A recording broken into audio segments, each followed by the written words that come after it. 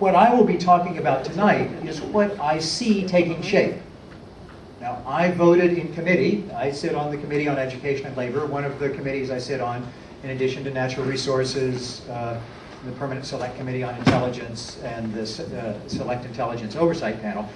And in that committee, Education and Labor, we voted on one version of this legislation. So I can talk about that, but I will actually probably talk about the legislation that seems to be taking shape, going through the three committees in the House. I can't say much about the Senate. Most members of the House will tell you that the Senate is, well, has mysterious ways. So I will try to give a brief summary of the three parts of the healthcare bill.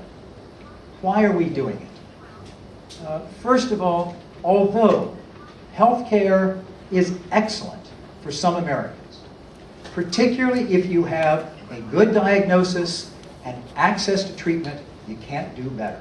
It's why the King of Jordan comes to the United States for healthcare, and others.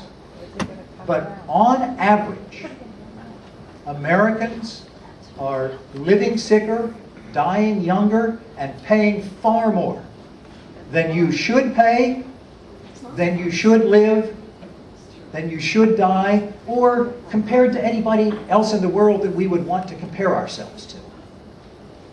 We've got, for most Americans, a healthcare system that's broken. It's not working. So the question is, how can we make it work for most Americans? There are three parts to the legislation that's going through the House now. The first part deals with the large majority of Americans who are insured through their employment. They will have some kind of private insurance offered by the employer. There may be some selection, there may not. What this legislation would do, again, as it's taking shape, it's not written in indelible ink yet, which is one of the reasons why tonight's meeting is useful. There is still an opportunity for input. As it's taking shape, the private insurance, in fact, all insurance in America, would be subject to some elevated standards to make it work better for you, for those 75% of Americans who carry that insurance. For example, there would be no lifetime cap. A lot of people are astonished to learn after their kid has a particularly unfortunate, long-term, expensive problem that their insurance company says, oh yeah, we pay the first $100,000. After that, let's hope you have some value left in your mortgage. Or secondly, the kinds of national standards that would be imposed would be no copay for preventive care, no limits on patients insured with pre-existing conditions.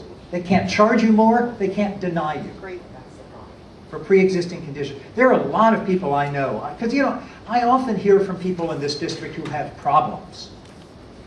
They want to start a small business, or they've been laid off, or whatever the case may be, and they find when they want to make that transition, they can't. They run into a wall with their insurance. The first wall is cost. The second wall is denial of coverage. These standards will include such things as requiring insurance companies to spend 85% of the premiums they take in on actually providing health care. You might say, of course, but it doesn't happen now. Think about it. These companies are saying that if we require them to spend 85% of the premiums they take in on treating you, that would be a hardship for them. But this is the kind of standard that would be imposed under this legislation. emphasis on mental health coverage.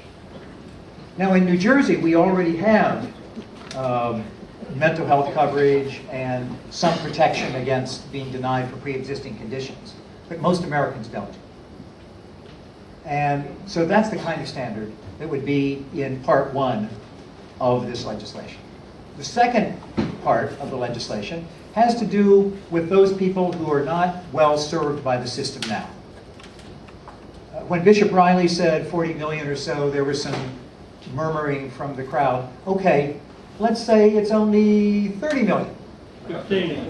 Let's say it's only 20. Oh, okay. So the question is... Who makes up the 40 million? Who makes up the 40 million? Yes, I can give you a breakdown of the 40 million. The point is, we can argue about how many are uninsured. I can promise you there's another 20 million, whatever number you come up with, there's another 20 million who are underinsured. In other words, their insurance will not cover what they need covered. Who makes up the 40 million that he referred to? So I can get to some of these questions as they are put to me. And so the point is, there are tens of millions.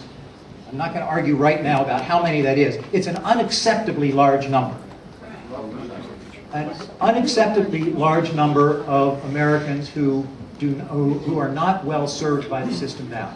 And the second part of this legislation would address their needs. Now, these are people who are between jobs, or their company has turned them into a consultant.